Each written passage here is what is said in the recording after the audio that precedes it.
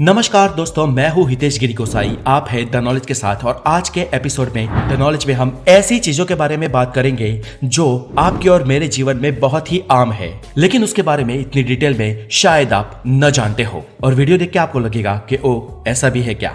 So stay tune with the knowledge. और the knowledge अभी आ गया है स्पॉटिफाई पर भी, तो स्पॉटिफाई पे हमारे पॉडकास्ट को सुनने के लिए आप डिस्क्रिप्शन में दी गई लिंक पे जाए और आपके अपने चैनल द नॉलेज को वहां पर भी जरूर फॉलो कर दे। नंबर 1 दोस्तों, आप गूगल से अगर ये पूछोगे कि which is the highest gold reserve country, तो आपको यूनाइटेड स्टेट्स का नाम सबसे पहले दिखाई देगा, जिसके पास करीब 8,133 टन सोना है। इसके बाद करीब 3,000 टन के साथ जर्मनी दूसरे स्थान पे है और करीब 2,400 टन के साथ इटली तीसरे स्थान पे है।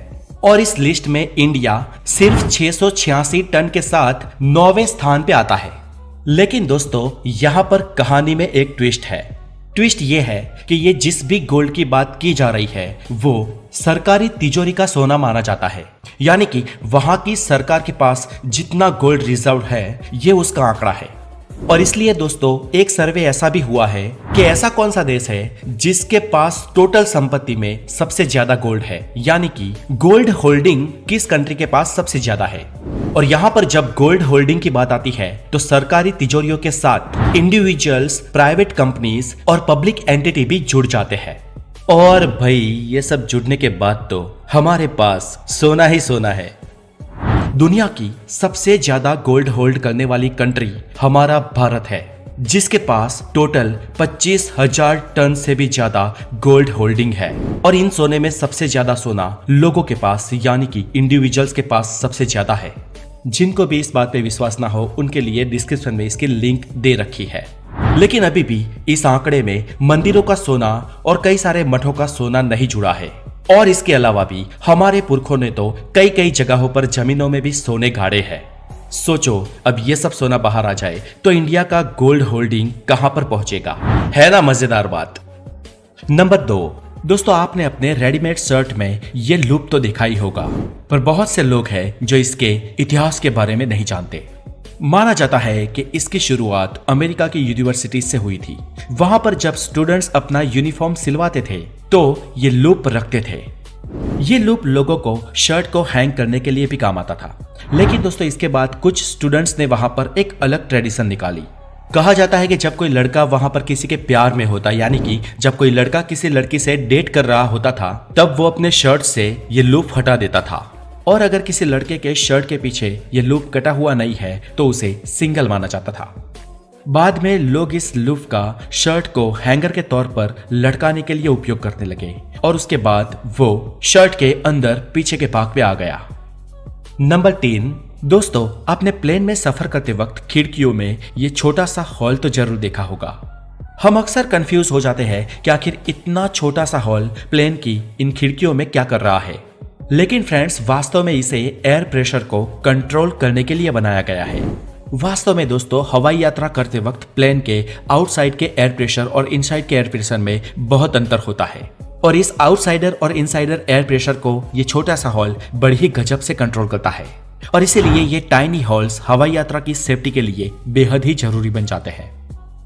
नंबर 4 दोस्तों, आपने अपने लैपटॉप में या कई चार्जर्स में ये सिलेंडर जैसी चीज देखी होगी।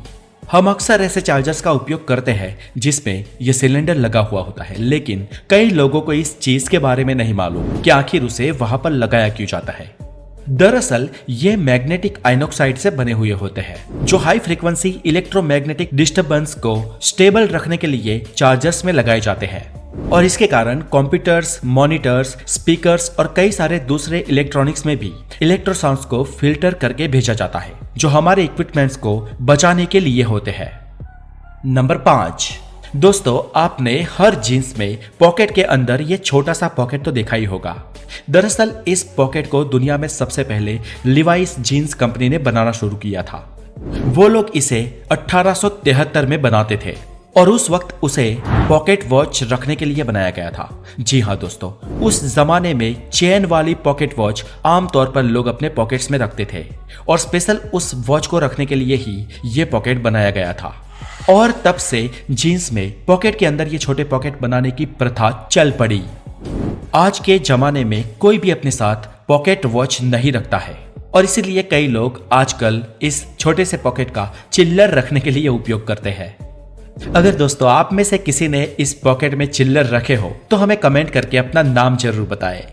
नंबर 6, दोस्तों जीन्स में ये छोटे से पॉकेट्स के आसपास आपने ऐसे छोटे छोटे बटन्स भी जरूर देखे होंगे।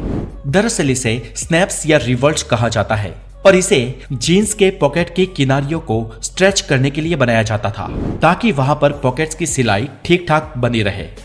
जब इसे लगाया गया इसके बाद तो जीन्स के शो में 4 चांद लग गए और पहनने वाले को भी ये पसंद आने लगे। इसलिए इस छोटे से बटन्स को जीन्स के पॉकेट में हमेशा के लिए स्थान मिल गया और आजकल कई कंपनियां इस बटन्स पे अपनी ब्रांडिंग भी करती है।